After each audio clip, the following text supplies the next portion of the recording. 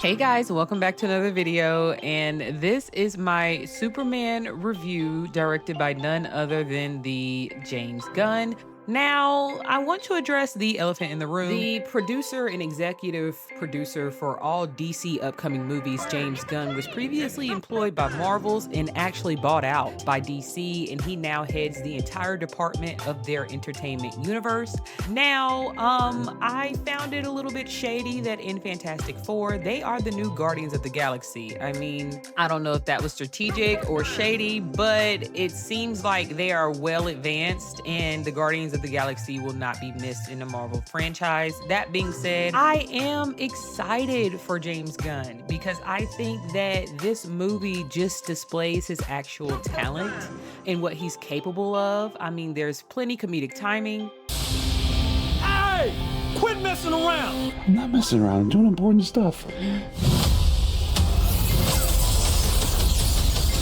And there are really cool scenes. So, of course, I'm going to send him some praise because it might have been such a risky jump because we know that Marvel movies have tended to just really outshine DC movies. But I do think DC made a fantastic option investing their money into James Gunn and giving him that creative direction. I feel like James Gunn was very kind of limited in terms of directing Guardians of the Galaxies because they're not really, they don't have any superpowers. They're just Guardians of the Galaxy. And honestly, their superpower is in navigating the galaxy seamlessly.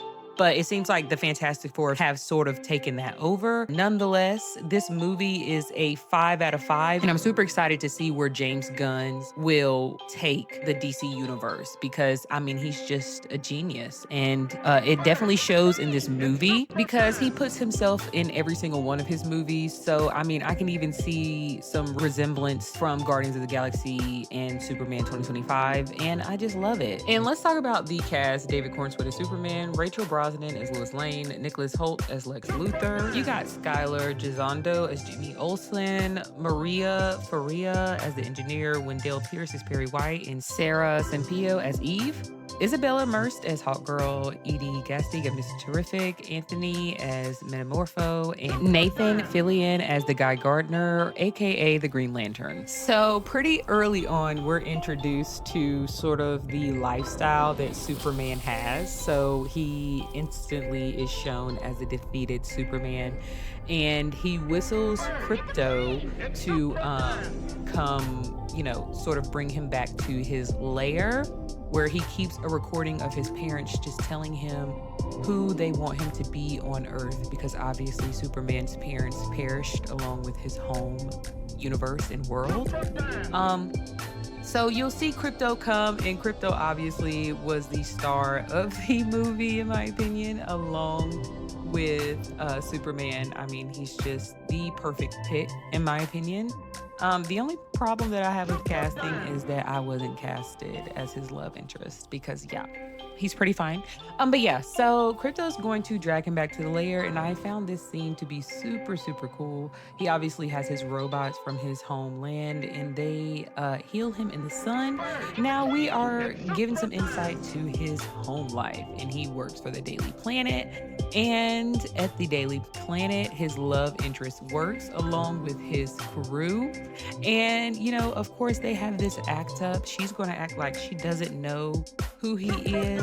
But, at nighttime in the city, they have their own thing going on. And, they even have serious conversations about, what's going through his mind when he's doing certain things. Because obviously, Superman is going to be Superman.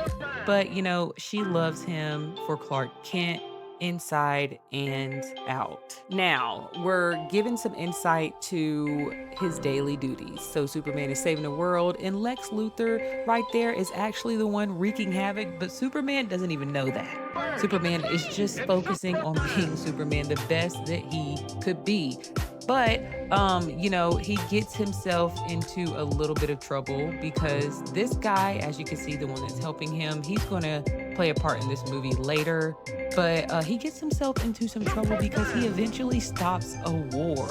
And that's where his arch nemesis, unknown arch nemesis, Lex Luthor, gets support from the government. And I'll get to that in just a second, but we're shown his daily duties. And during that, we are introduced to this dynamic trio. And I love the casting, love the casting for these three. They definitely added some dimension to the story, and they even were there for Superman when he was questioned. And like I said, Lex Luthor is the one wreaking havoc in the city, and they were even there for him when he was successful in getting the public to turn on him. Now, it's important to note that this girl taking selfies was there the entire time, and she was taking selfies for a reason, and I will reveal that at the end of this video. But Superman gets himself into some trouble, especially with the government, because he stops a war. So then the government is funding Lex Luthor, and they eventually find his lair, which is his home away from home. They kill all of his robots, and honestly, this was a sad scene for me. And they take crypto, okay? They take crypto. And that was a key strat by Lex Luthor because Superman is just too powerful. I mean, just for anybody.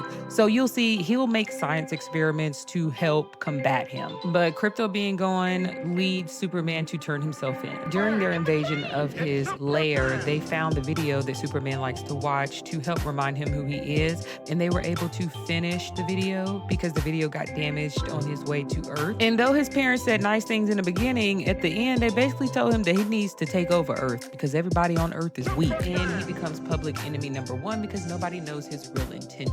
So he turns himself in. Lex Luthor puts him into this pocket dimension, and they torture him, and they're able to keep him there because this guy can create elements from his bare hands. He created kryptonite, but eventually created sun so that Superman could gain the power to escape. Now, up on the ground, you have his love interest and also Mr. Terrific fighting to get him out, and they eventually do, and they bring him home. And as you can imagine, Lex Luthor is not happy about this. He has some nice moments with his family on Earth, and then he realizes, though I love my parents, my original parents, I am who they raised me to be. I'm a good person. No matter what, that video does not stop me from being Superman. So he sees on the news that the war is back. And the kid that he helped in the beginning, he's putting up a flag. He's not running. And he's just like, hey, can you come help? And Superman, obviously, he has to stop the world from ending.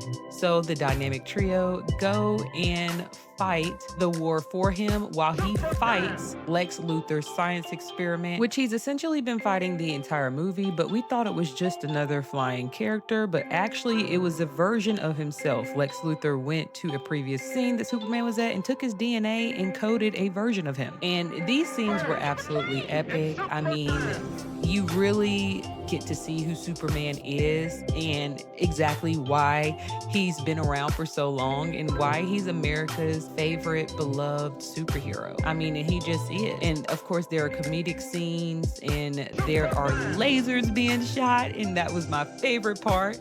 But it ultimately led to Lex Luthor's demise. And even though the public thought that Lex Luthor was the good guy, they eventually found out he was the bad guy because remember the girl he was dating, taking selfies all the time? She took them as evidence, actually. So in the end, it's a happy story, and I rate this movie a 10 out of 10. Comment below your thoughts and follow for more, guys. I'll catch you in the next one.